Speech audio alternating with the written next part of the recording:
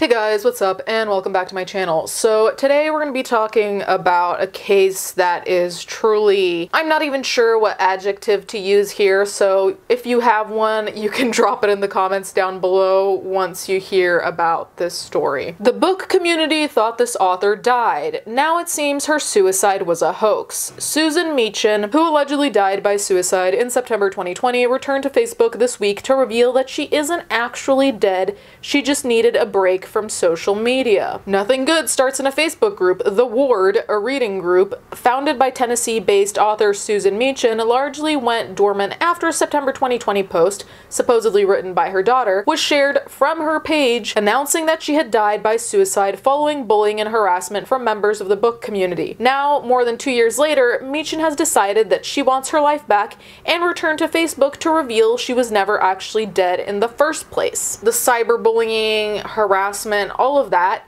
it's understandable you'd want to run away from that. It's understandable that you would not want that in your life. However, there are options. Okay, there are plenty of options, from taking social media breaks to banning certain people to blocking words. I'm sure that there are some measures that can be taken, specifically too if you have moderators or people admins who work with you. I just think there were a lot of options that come before this. The rational response would have been to just post, hey, I'm taking a break, I'll be back at some point, whatever.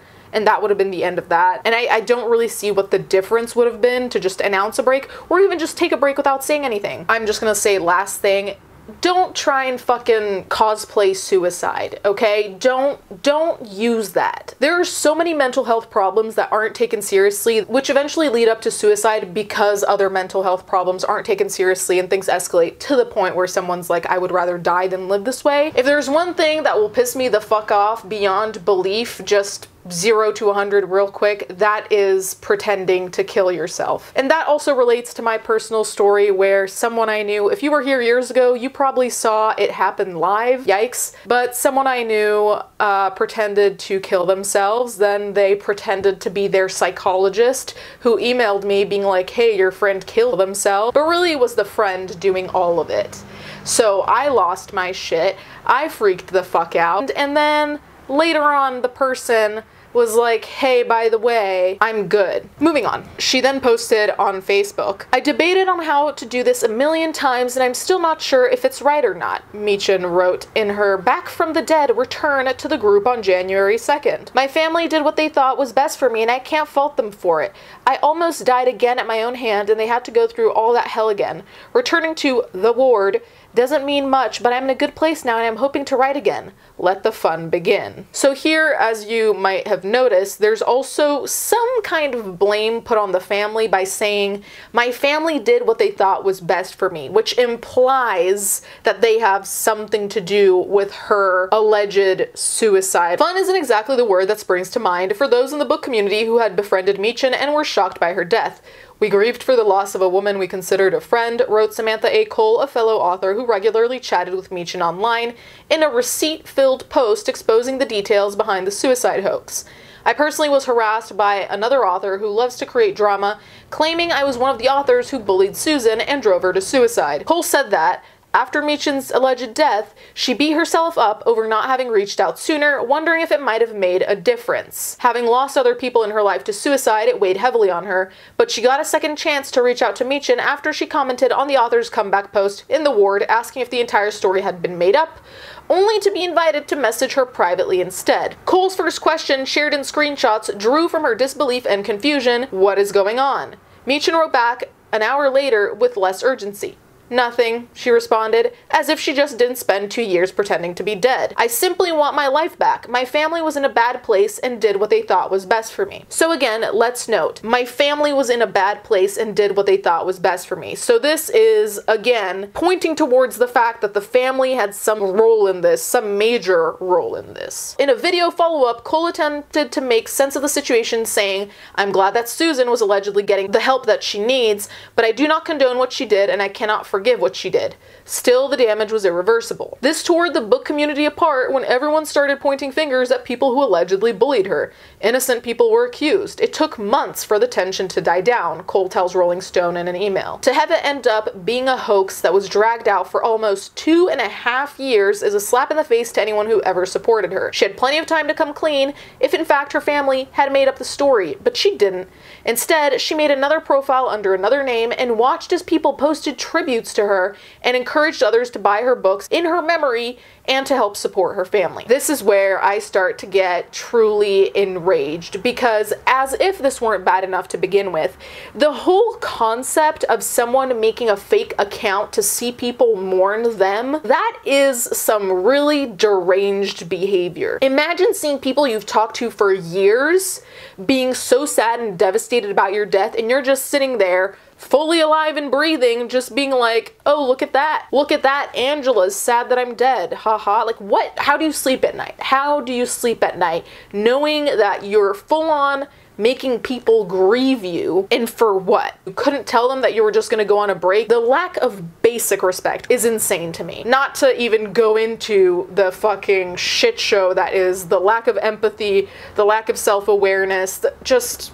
This sounds like the shell of a human being. This does not sound like a human being to me. Let's not even go into how insidious it is for Michin to be there typing this shit, pretending to be someone else, being like, she's dead, but you can support her by buying her books. It's like, really? So you're not only going to make people grieve you, you're also going to try and make money off of their grief, and you just want to come back. You just want to come back like you were on vacation for 2 weeks. In October 2020, just over a month after Michin's alleged death by suicide, a post was shared on her account clarifying that she, of course, was no longer in charge of it. Sorry, thought everyone on this page knew my mom passed away, her daughter supposedly wrote. Dead people don't post on social media. I've been on this account for a week, now finishing her last book, my wedding gift from her. So this is that post in question, and you can see under there's the cover of Love to Last a Lifetime, which I'm assuming is said book that was on sale. So remember how earlier there was a mention to like a receipt-filled thread? This is from that thread, and someone said, I'm seriously wondering if the daughter's profile was even real or if she created a whole ass family online.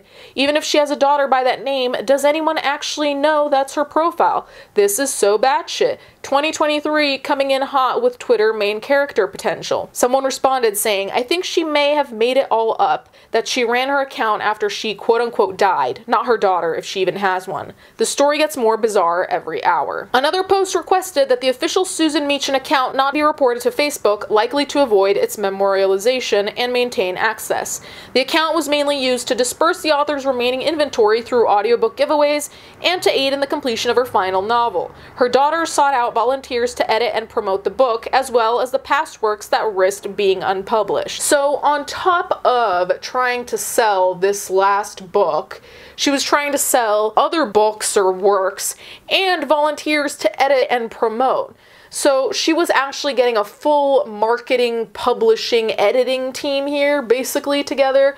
I use those terms loosely, but generally speaking, she was collecting people as part of a team, banking on their grief for them to give up time to honor a friend that they thought was gone. The support shown by the book community was the opposite of what Michin's daughter contributed with driving her away in the first place. What followed was rants from daughter about how horrid the book world had been to Susan, and the family wanted nothing to do with the book world from that point on, Cole wrote in her post.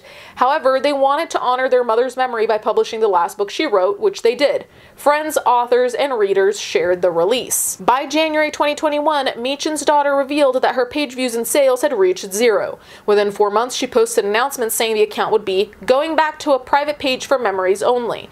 Occasionally, fundraisers benefiting nonprofits like the American Foundation for Suicide Prevention and the National Suicide Prevention Lifeline appeared on her profile. Other than that, the page went dark. Meanwhile, over in the ward, Michin's virtual assistant, Connie Ortiz, managed the role of an admin as best she could, though the group's activity had mostly deteriorated, with users citing personal circumstances that kept them offline.